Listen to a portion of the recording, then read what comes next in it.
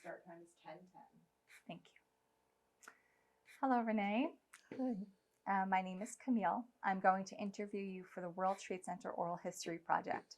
First, I want to thank you for taking the time to do this interview with me today. Okay. The purpose of this interview is to give you an opportunity to give your personal perspective and story of the World Trade Center disaster and your involvement with the rescue and the recovery efforts that followed. By sharing your story, you will help us capture this historic event in a unique and personal way. We believe that these histories that we gather will be invaluable to educators, researchers, and the public. As you recount your story, please share as many details as possible. I know some memories may be difficult to talk about, so I want to thank you for being willing to share your story today. Can you please state and spell your first name? Renee, Renee. Okay. Okay, Renee. So being that we just met today, I would love to get to know you. So if you want to talk about your early life, where you grew up, your family, anything that you would like to share with us. I grew up in the projects. I went to public school. I was a ballerina. Wow. And from the youngest age, I always wanted to be a police officer. I used to watch Charlie's Angels, and I loved Kate Jackson because she always figured everything out and solved the cases. My mom was a special ed teacher, so she taught me how to read at a very young age.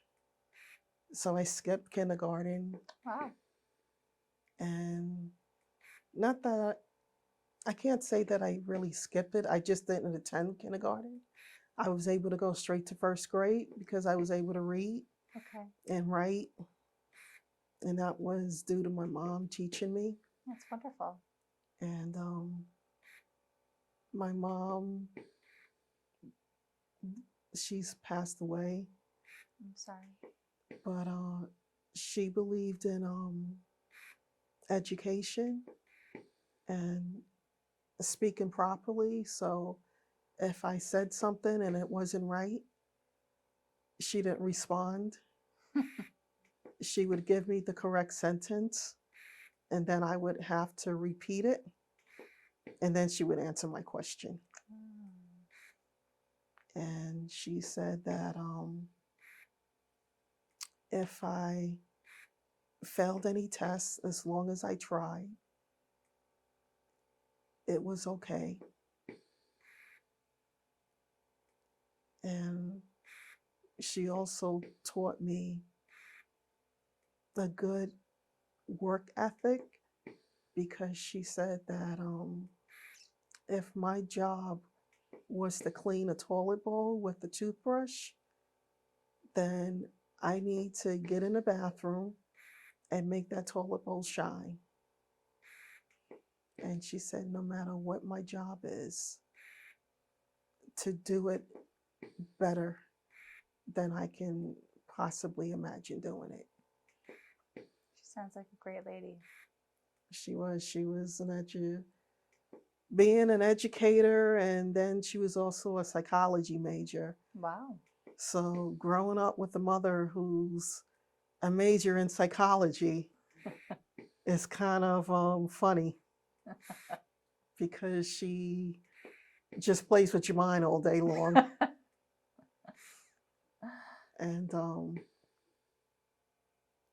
but she was a good mother, and I do miss her.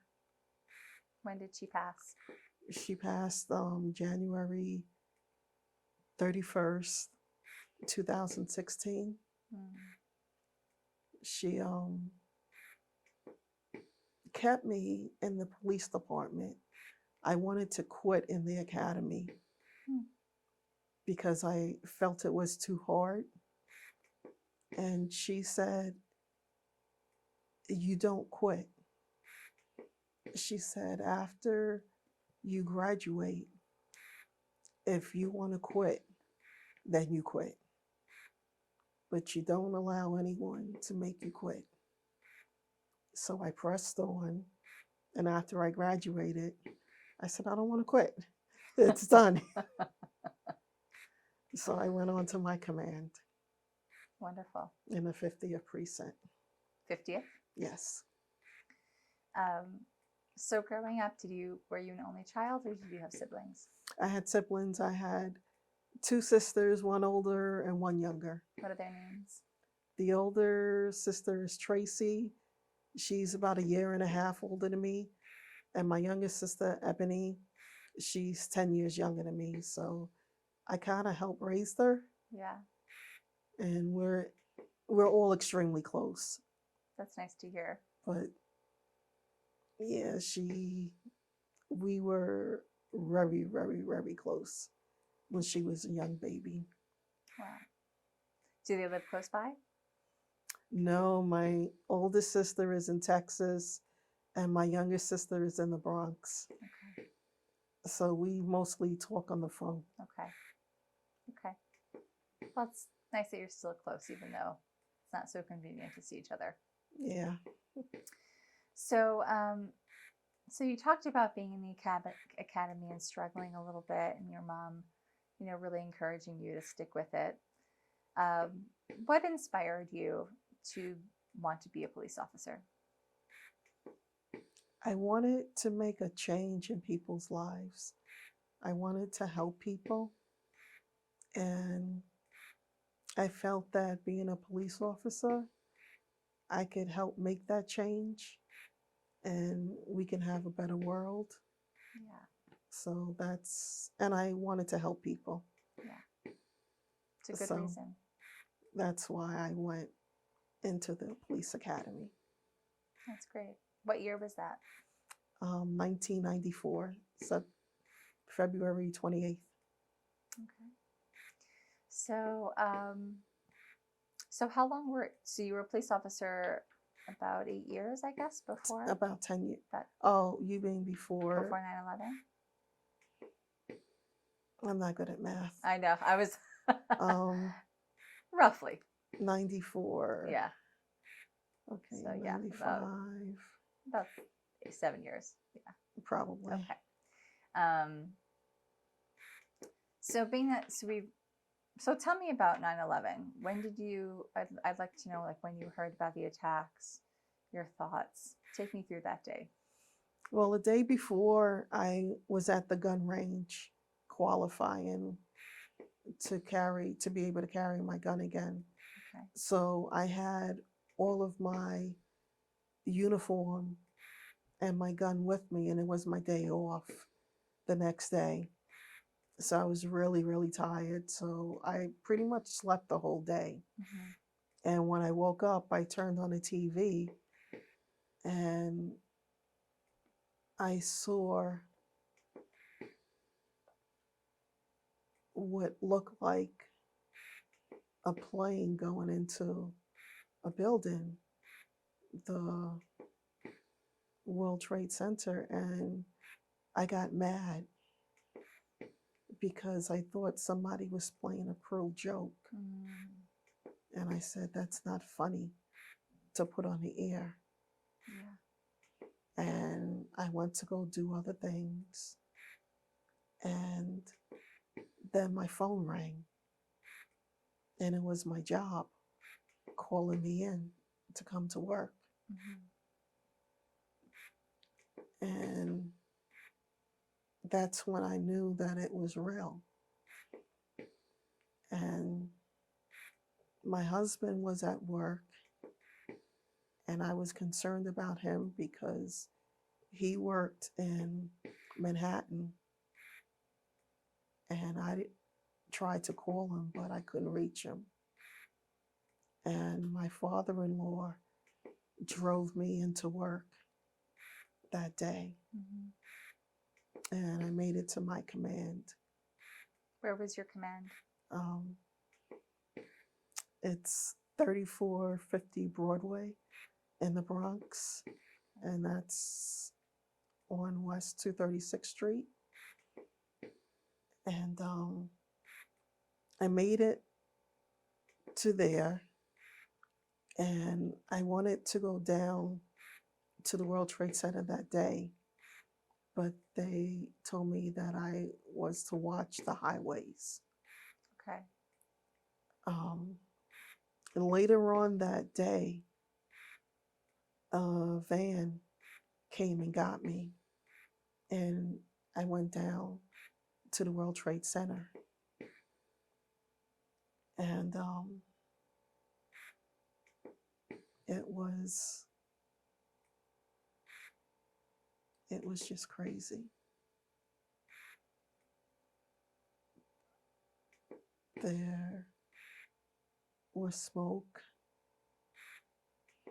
There was this smell, this horrible, horrible smell that I can still smell to this day. And people were just everywhere asking if I'd seen their relatives. And all I could just keep saying was no. And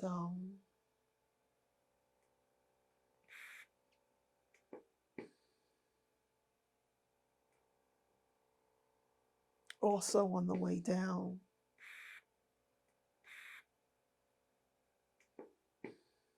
we heard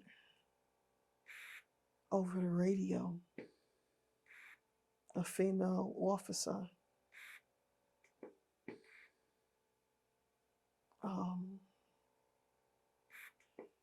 yelling, asking for help over the radio. And we wanted the bus driver to hurry up and get there so that we could try and find her. And we just heard her voice over and over again. And we were so, I don't know what you call it. We were just ready to run and try and find her. But I got assigned to somewhere else. And my job was pretty much security, to make sure that people didn't wander into the site. And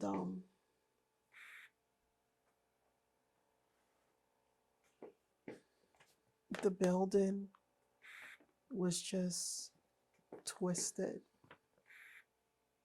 and you saw smoke coming from it.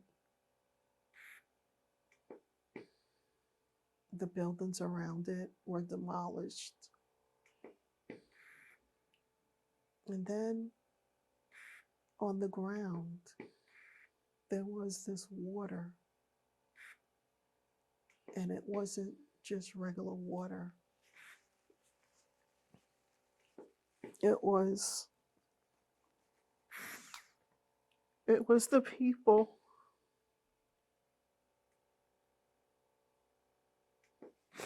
who passed away on the plane, who blew up. It was a combination of them and the water. And as it flowed, it was like making a,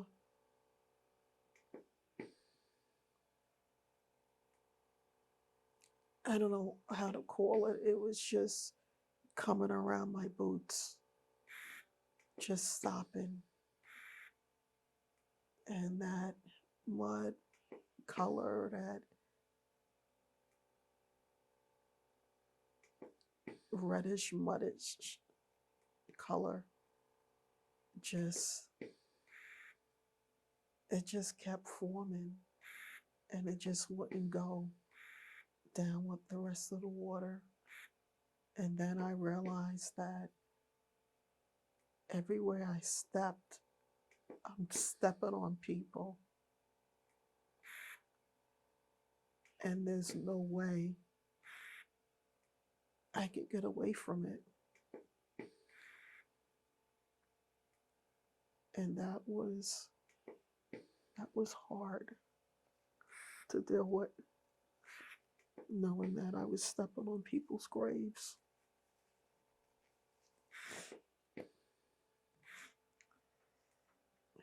Renee, did you, it sounds like a very, very difficult day.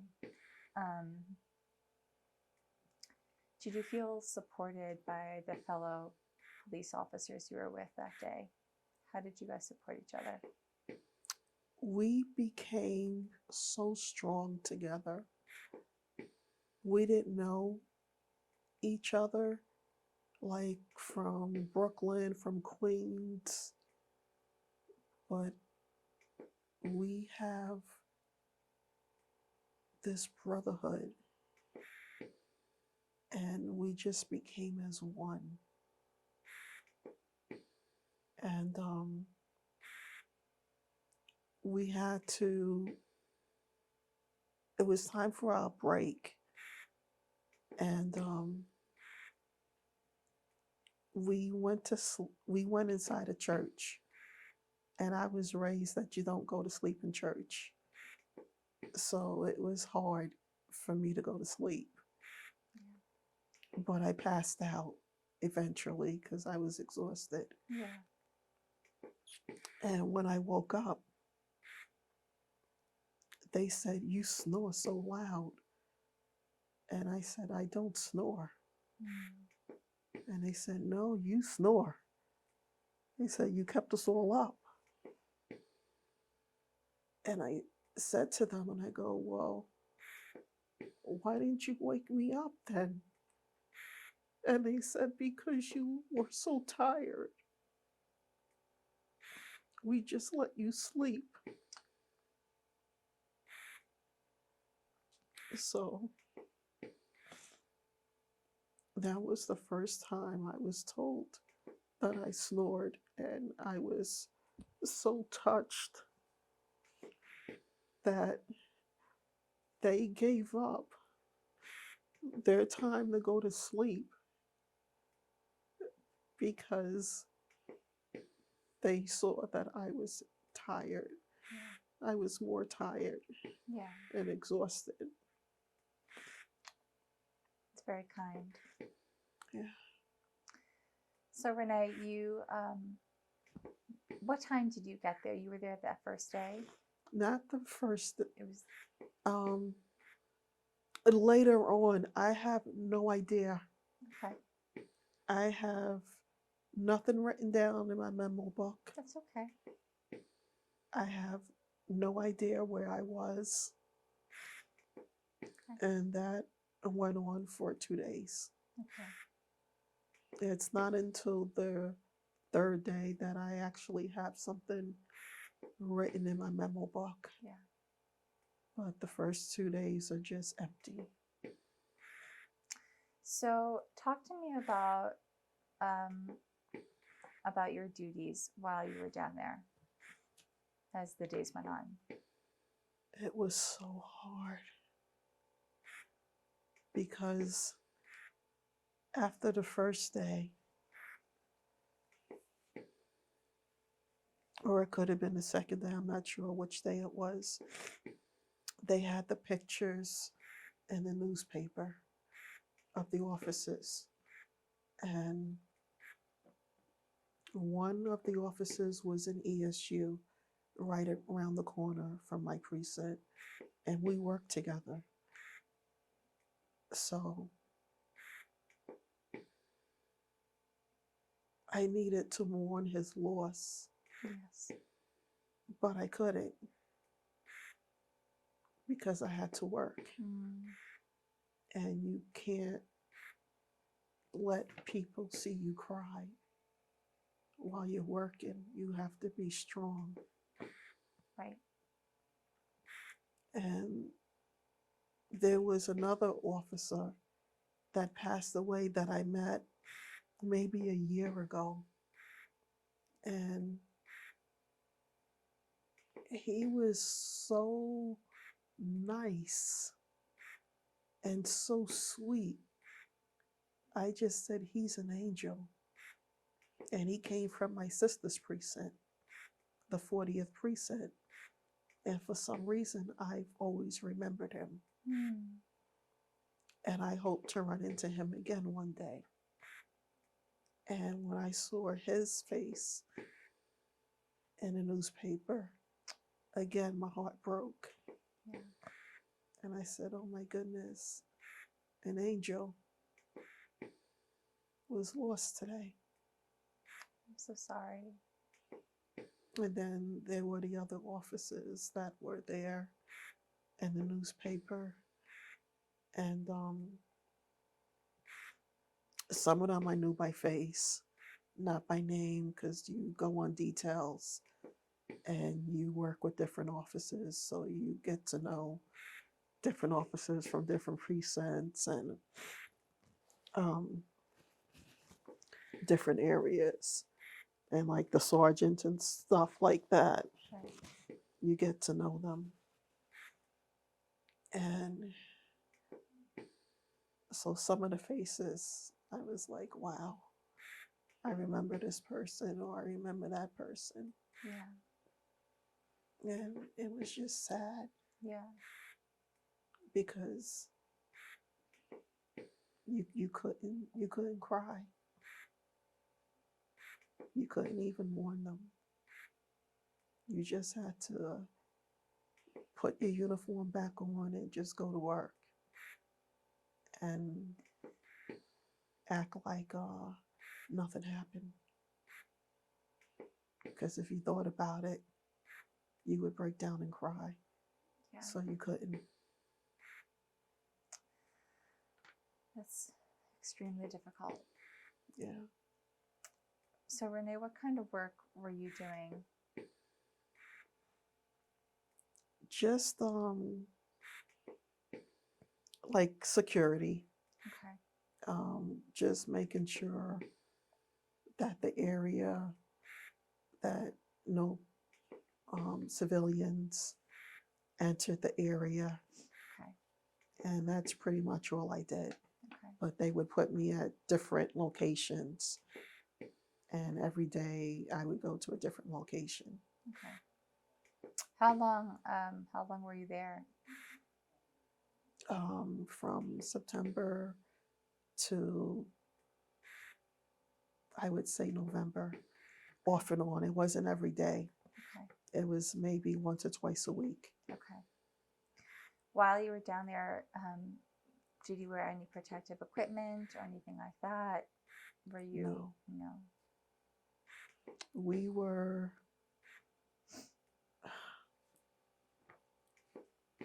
it's so crazy hindsight. We were doing things that we shouldn't have been doing. Like what?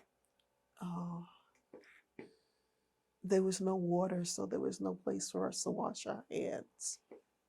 So whatever was in the air and things that we touched was on our hands. Right. And then when we would go to eat, so we were digesting whatever we touched and whatever was in the air. And it wasn't until much later that they gave us like a little mask to put on. And the EPA came around and said that the mask we were wearing, we might as well take off because they're not protecting us. And they gave us a mask. And this is towards the end. Toward the end of around November. Yep. November. I mean, wow, it's right to go all of that time and not have any protective equipment. That's terrible. We asked about it, You and they did. said, they kept telling us that it was safe. It's safe, it's safe, it's safe, it's safe. And we kept questioning, how can it be safe Right. when there are fumes and God knows what's in the buildings, Hmm. what the buildings are made out of. And they just said it was safe. Yeah. So we took it for that. Right. You trusted it. Yeah. Right. So before you mentioned falling asleep in the church, was that St. Paul's? It may have been. I don't remember the name. Okay. I That's think it okay. was the only church that was standing. Right. Yeah. Okay. Is that a place that you went to often, or was it just kind of that one time? It was just that one time. Okay. Thank you for sharing all of that information. Do you have any particular memories that stay with you from that time? Yeah, I have the buildings that were searched, and when they were searched, they had a big X on them. That stays with me. The quietness, the stillness, like it was almost like a deserted town. And it was just,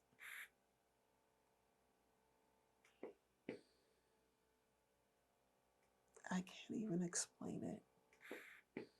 It was scary. It was scary in a way.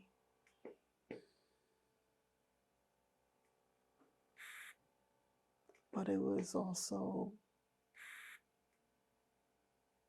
just weird because we knew that just days ago, there was life here. People were walking and talking, and now there's nobody. It was almost like we were on a movie set and we're waiting for the hay to like roll over and just blow away. And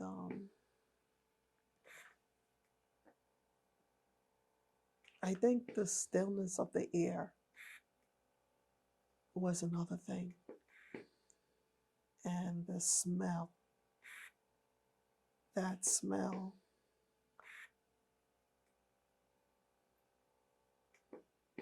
you could just taste it no matter where you went.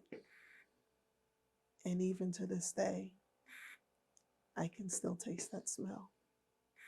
I remember that smell. It will never go away. And the memories, it's just, they just don't go away. They just stay with you. Yeah. Thank you for sharing. Let's take a quick break. So Renee, thank you for sharing all of these very descriptive and powerful memories. I really appreciate this. How do you think being down there, seeing all of these things, being part of this recovery effort, how do you feel like it impacted you as a person? Wow. It's changed my life forever. Not the same person anymore. I have nightmares.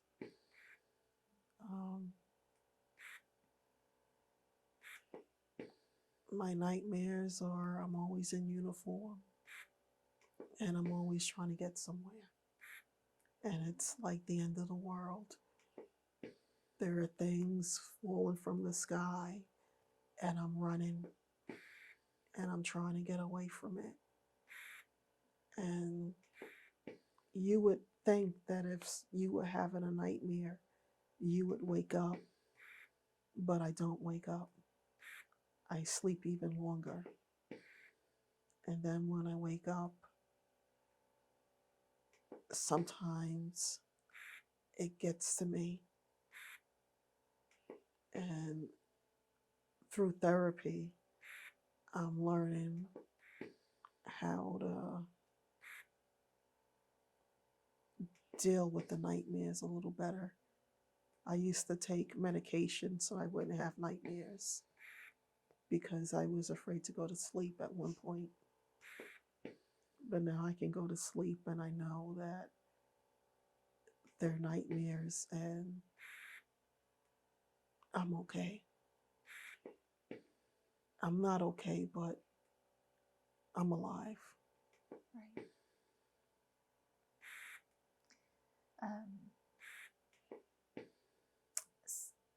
So you mentioned that you've been to therapy. I'm glad that you're talking to someone about that. That sounds very scary, to not want to go to sleep at night and not have that be a safe space for you. Yeah. Talk to me about some ways that you cope with stress. I sew bags, like the bag I have, I sew. You sew bags. Yeah. That's really, I mean, I told you that bag is so sweet before. I really love it. And I great. do embroidery and I like to write. And I wasn't able to write for a long time.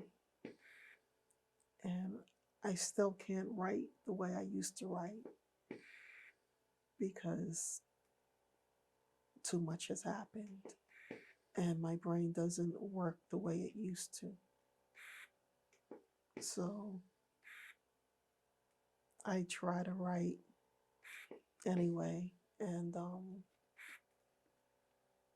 it gets depressing because I know I can write better, but I can't anymore. What do you like to write, Renee? I like to write short stories, and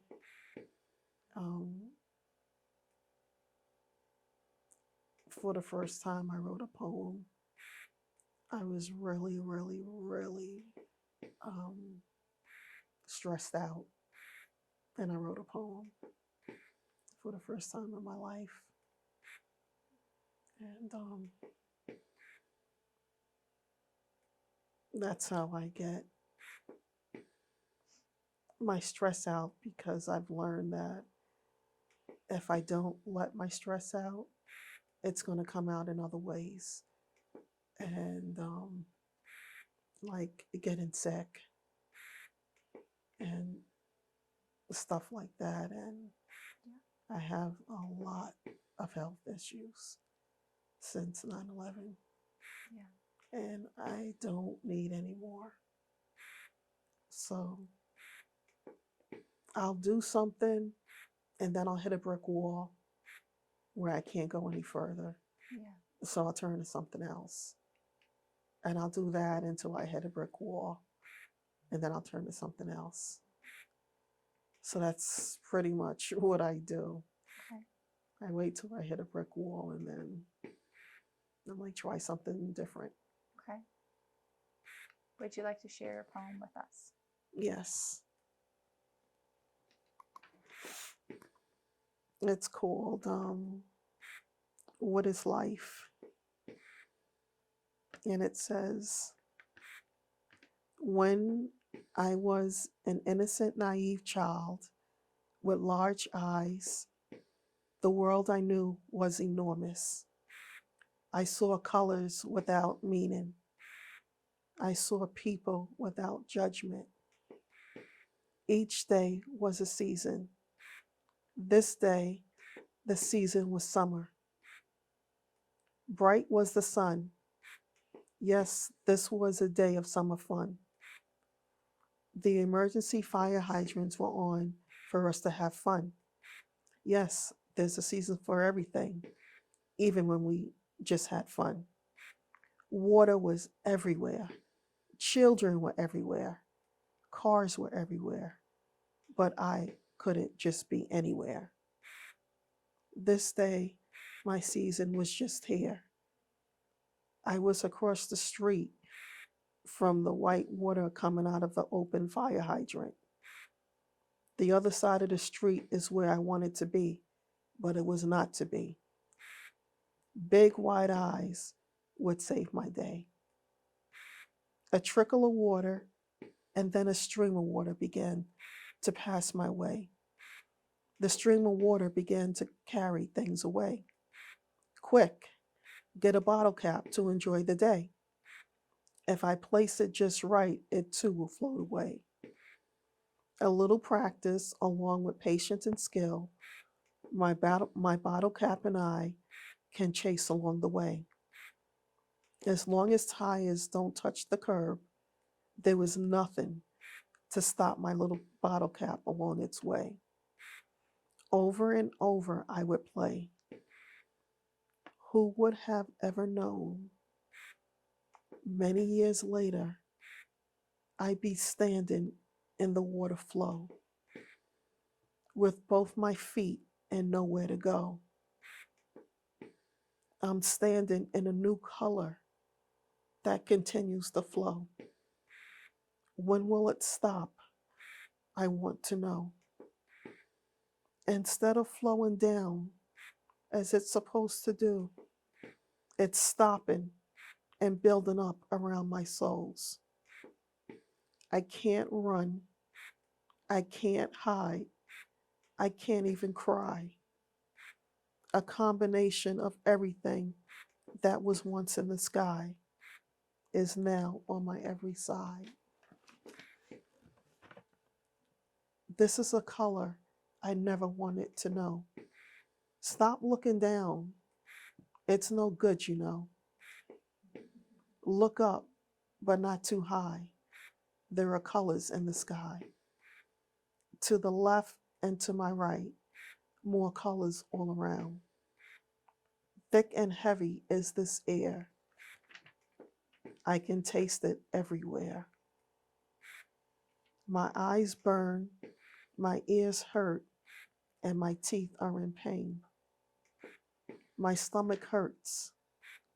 Pepto-Bismol is my new best friend. The measuring cup no longer needed. I know how much to take. Everything hurts. I just want to cry. My head is pounding. There's nothing I can do. People are crying. Flyers hang everywhere. Have you seen my loved one? They ask me. No, I haven't, is my reply. Stay strong. They can't see you cry. Not even for the pictures in which I couldn't say goodbye. Push back the memories of all the cries for help. Forget the buildings that were marked with an X. Forget the stillness of the deserted town. No emotions, not today. Confusing is the nice things people are saying to me, to us. I wish they stopped doing that. Things are hard enough as is. Curse me out, call me names. There are too many new things for today. Yesterday now seems so far away. How do I get back to my bottle cap day? And that's the end of my poem. Thank you, Renee. It's beautiful. Thank you. Welcome. I was really stressed when I wrote that. Writing is a good way to get some stress out, to work through stuff. I'm Yeah. a writer too. I know. Oh, okay. Yeah. It's beautiful. Thank you. Very clear pictures. Sorry.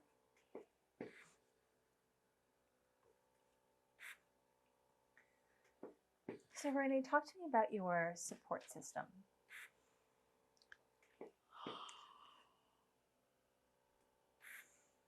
I have a support system, my husband, but he also does not understand. He's used to the old me, the way I used to be. And he has a hard time dealing with who I am now because I'm like a totally different person. Um, my memory is shot. I have like short term memory loss. So he'll ask me to do something, and 5 seconds later, I have no memory of it. Um,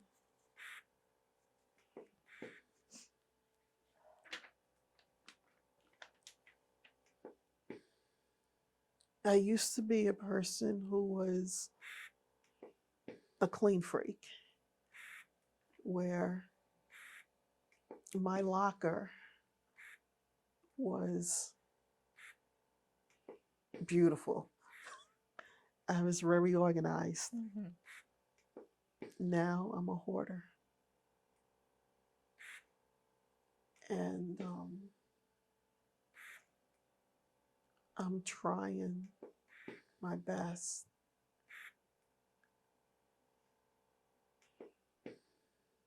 to throw stuff out, but it's so hard. I I've thrown things away with my therapist on the phone. Um, I've also thrown things away on my own. So it is getting better. But I'm still a hoarder. What kinds And of things do you keep? I keep I keep notebooks. I've stopped buying them though. I keep a lot of fabric to make things with. Um, I keep a lot of radios so that I can hear if something is happening. I can turn on the radio and listen to it and hear if something's going on Yeah. because I kind of need to know. I need to listen to the news, but I've cut back on the news. I used to listen to it all day long, but I've cut back on that. That's pretty much what I hoard, and cricket stuff. Okay. I like to do cricket things. It's a good hobby. Yeah. So, Renee, talk about the things that bring you joy in life right now. Nothing brings me joy. There is no joy.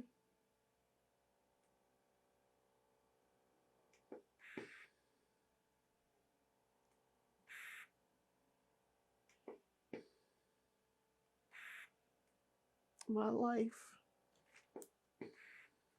consists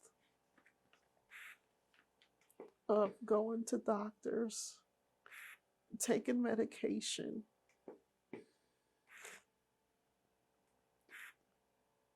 and that's it. That's my new life. Just about every day, I'm going to a doctor. I try to find stuff that brings me joy, but I just don't find it when I look for it. I'm so sorry to hear that.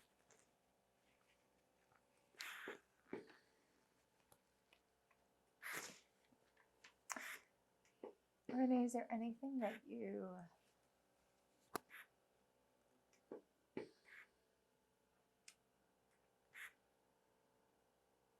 maybe you haven't had an opportunity to do? I'm going to rephrase. Do you still talk to some of the people that you worked with? Maybe through Facebook. I'm afraid to call them because I'm afraid they'll say, let's get together. And I don't really venture outside my house except to go to a doctor's office or like to come here. Yeah. I am comfortable in a house. I sort of have a fear of going outside my house. I'm not comfortable outside my house. Okay. And I have good friends because they still speak to me. Do they come over? No. So you talk to them over the phone? Yeah. My family.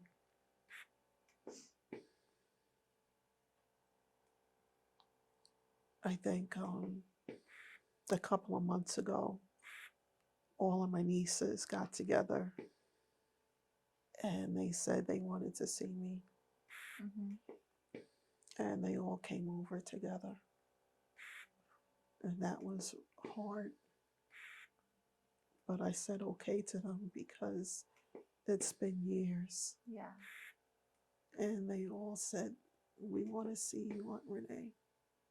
We miss you. So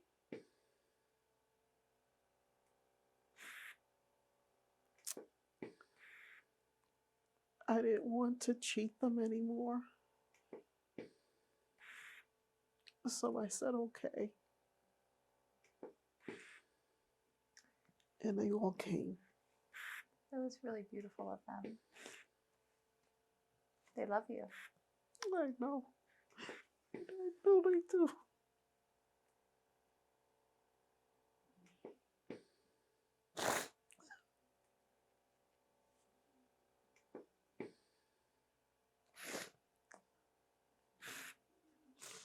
Even after not seeing me for years, I know that they love me. It's hard. You're a lovely person, Renee. Thank you. Can you tell me one positive memory from that day with your nieces? You pick out something.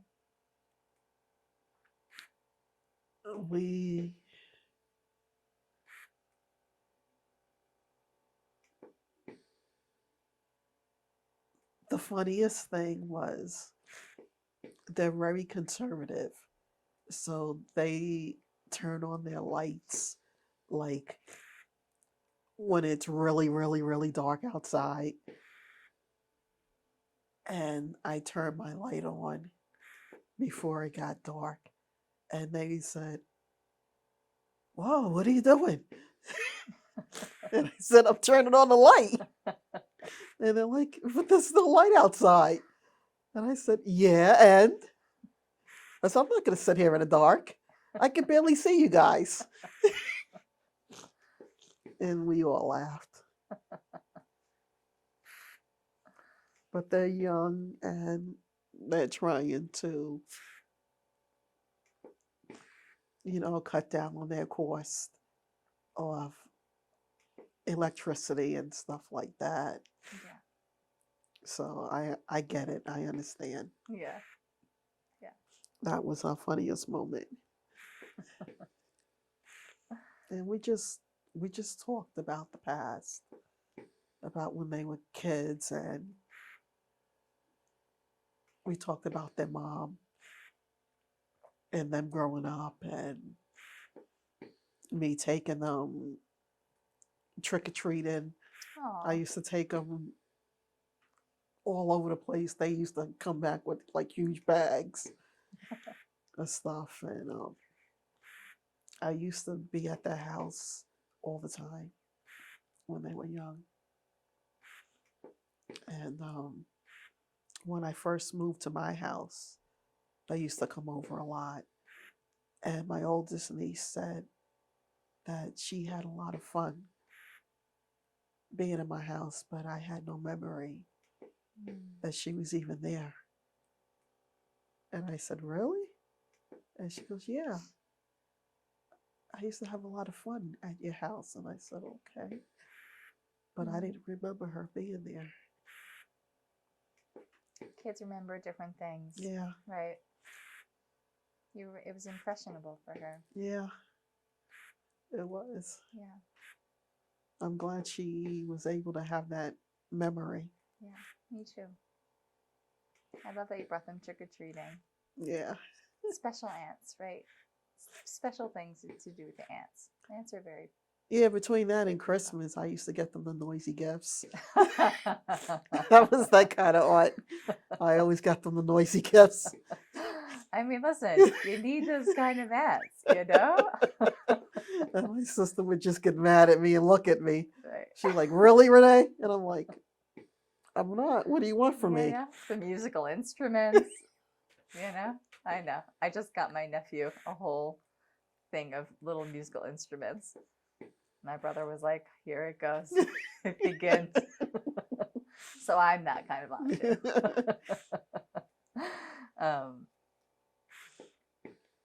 so Renee, has this interview captured everything you wanted to talk about today?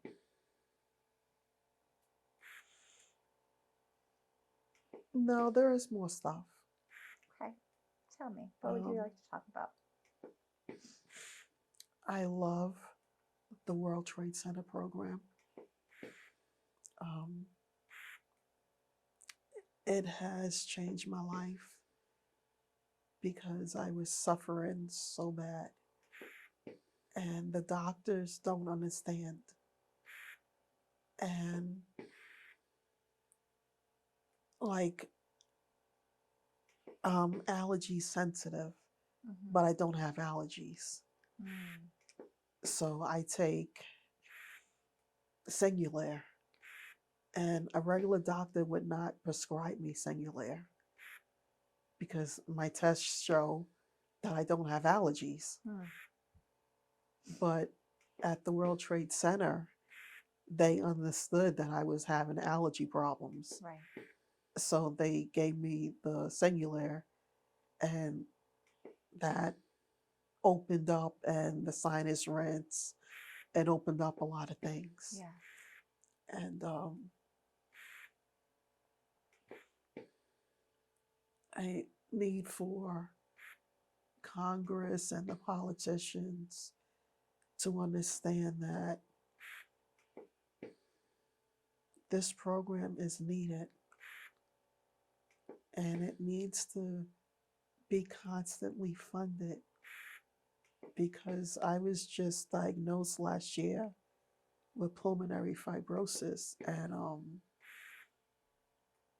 when you get diagnosed, you have between 3 and 5 years to live.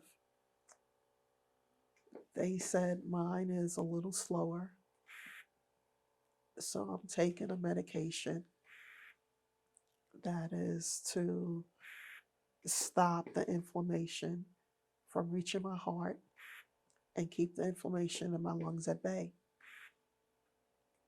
Now, this medicine costs a lot of money.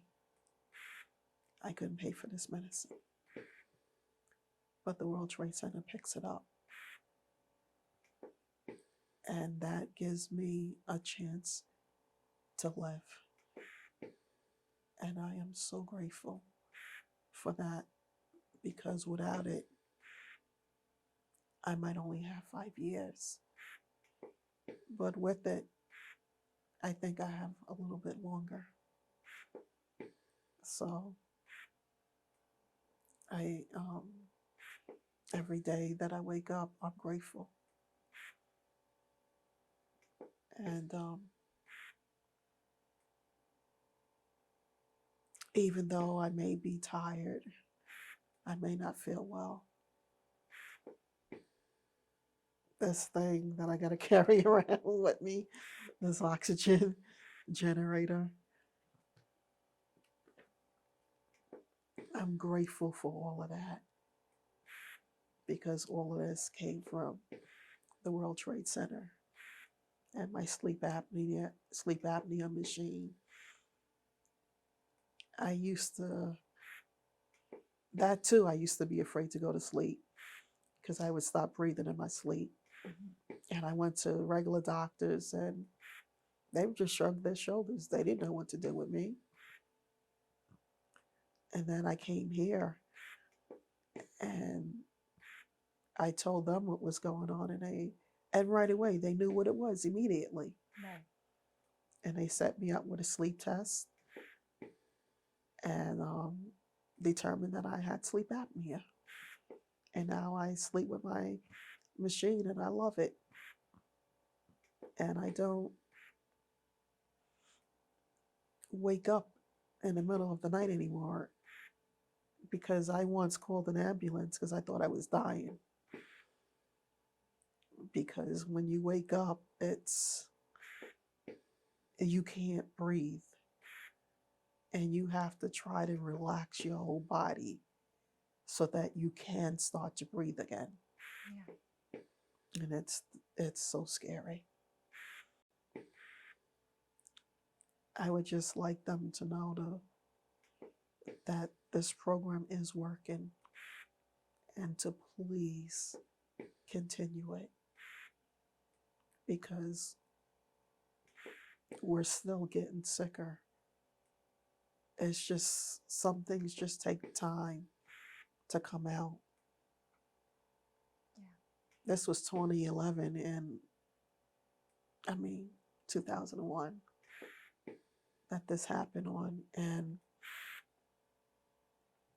2023 I was diagnosed. Wow. That's a lot of time in between. Yeah, that is a lot of time. So that's my message. Thank you. I'm glad that you feel like you've been taken care of here. I'm really Most happy to hear that. definitely, especially the mental health care. Good. I used to think I only had 2 years to live. And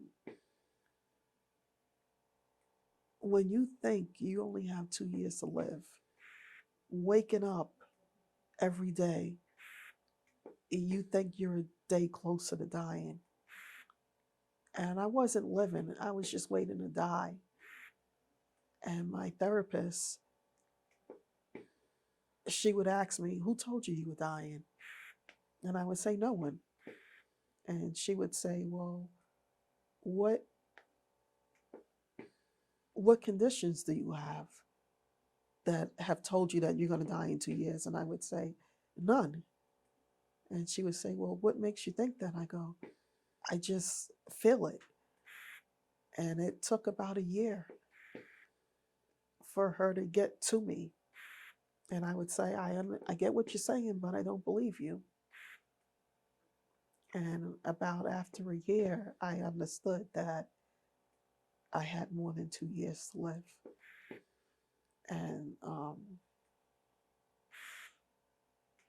then I got hit with this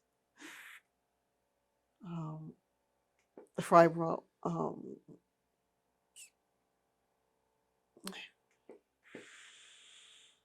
Oh boy, I can't think of the name for it right now. That's okay. This inflammation disease. Pulmonary fibrosis. Yes, thank you. You're welcome. And I got hit with that, and I was like, oh, you're back to square one again Yeah, after all that work. it's a tough diagnosis. But I'm just going to enjoy every day because I want to live. And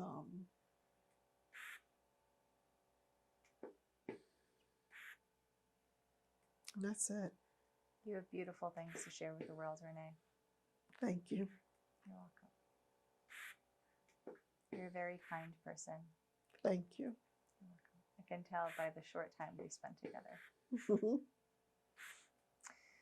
Renee, being that these interviews are going to be at the Library of Congress and made available to the public, is there anything that you might want someone 20, 50, 100 years from now to know about the disaster or the responders?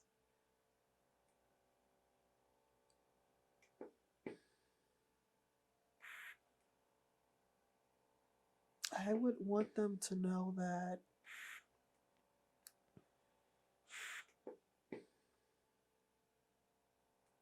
I would want them to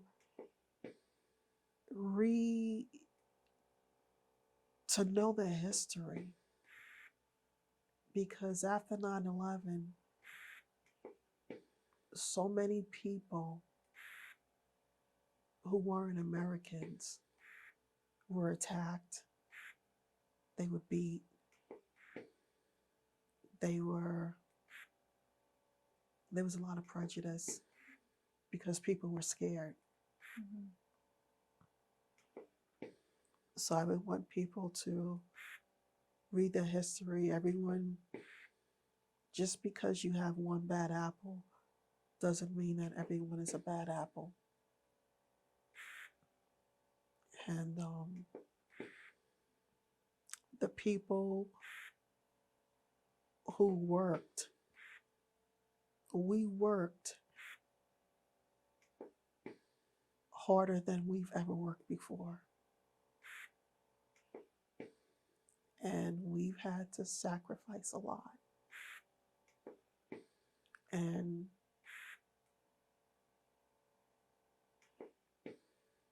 we lost a lot as well. And this was just from doing our jobs. Yeah. We didn't know. Nobody knew. So